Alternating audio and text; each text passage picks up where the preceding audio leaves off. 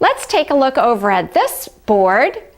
These are some additional hormones that I want you to be aware of that count too. So if they're oral, they're going to follow in the same category. For instance, oral contraceptive pill, birth control pills. If you take a birth control pill, your saliva will be off. It won't look exactly the way it would if you were taking natural hormones. However, with birth control pills, it's the same thing. 12 to 24 hours, those are usually oral. Melatonin, same thing. That's a hormone. Pregnenolone, a hormone. Placental derivatives, a hormone. And any form of steroids, very important. Cortisol, cortisone, hydrocortisone, methylprednisone, methylprednisolone, prednisone, all of those are types of steroids. Now, there are topical steroids too. So if you take a topical steroid for something, let's say, eczema or psoriasis, same thing. You need to be concerned that you should not test your hormones for at least 24 hours, 12 to 24 hours, it's a topical, before, excuse me, let me say that again, 12 to 24 hours using a topical steroid cream on your skin before you test your hormones. Now, one last thing that I want you to know about, sublingual and troches can contaminate your toothbrush. Many people don't realize that. They'll use their troche and then they'll brush their teeth after their hormone is dissolved. So before you test your hormones, you know, what you want to do is use a new toothbrush, okay? Just get out a new one, use a new one that day so you'll not contaminate your specimen. Also, don't use your bare hands in putting your hormones on your skin for at least 2 days or 48 hours before testing. Some people use their bare hands when they apply their creams. Now, I don't. I never use my hands, but if you do, you want to find another way to use it. You know, use gloves, or the way I do it is I plop it on my skin like this, run it down, and I also run it on the inside of my thighs. I'll give you more information about that in Module 2. In any event, don't use your bare hands for 48 hours before testing because you're using your hands to collect your saliva, and it will contaminate your specimen. Next, when you apply your topical hormones, try to keep it away from your face, neck, or chest. I have heard of some people getting advice to use it on their chest. That's not a good place really to run your hormones. So keep it away from this area. That's likely to contaminate it. It's not really the best place to absorb your hormones anyway. And you'll learn a lot about that as the time goes by. And then finally, before collecting, the morning of collecting, you want to get out clean towels. You want to make sure your sink, your faucets, everything is clean, because we use those, we get our hormones on our hands, we use our faucets with our hands. Get out the clean towel, make sure the faucets are clean, and you'll be set for a nice, accurate specimen lab testing.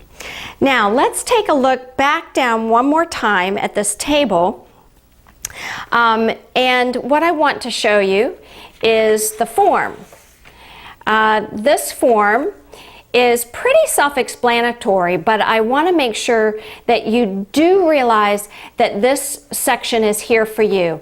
There's a part for women and for men. Don't worry about the for men, but make sure you fill out your this is a list of symptoms, and you rate it: none, mild, moderate, severe, and it's a 0 through 3.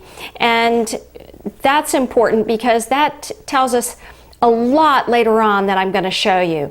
Down at the bottom here, if you are doing your thyroid blood spot on 3 days, okay, 3 days, you want to take your temperature before you get out of bed. Before you get out of bed. That means that you have to have your thermometer sitting in or next to your bed before you go to bed the night before.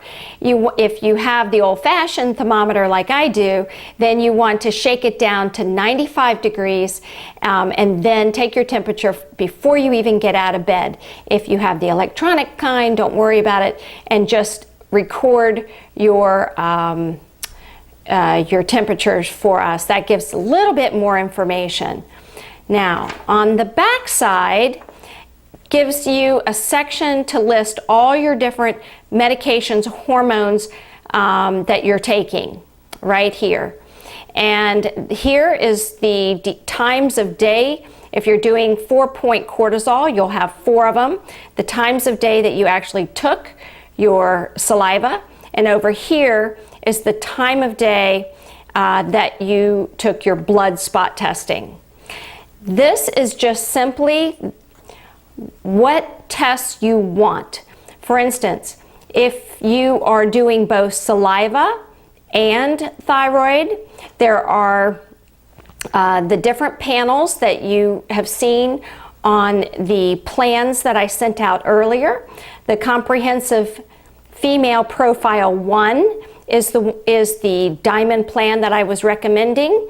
It has the saliva, estrogen, progesterone, testosterone, DHEA, 4 cortisols, and your blood spot for your thyroid. So you would simply check that one off. However, if you're just getting the estrogen, testosterone, DHEA, and the morning cortisol, you would check that one off. So they're all in here for you to choose which one is right. Now you do not have to sign it. You do not have to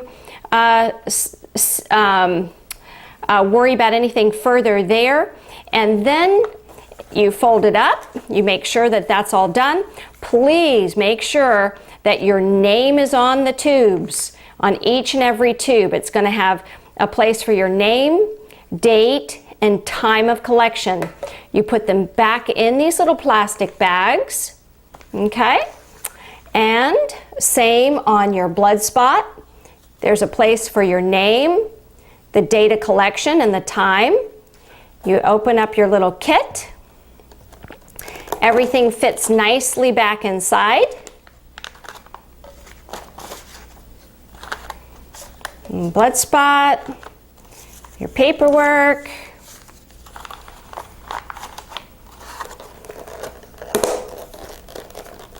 And then it just goes right into your little ZRT bag.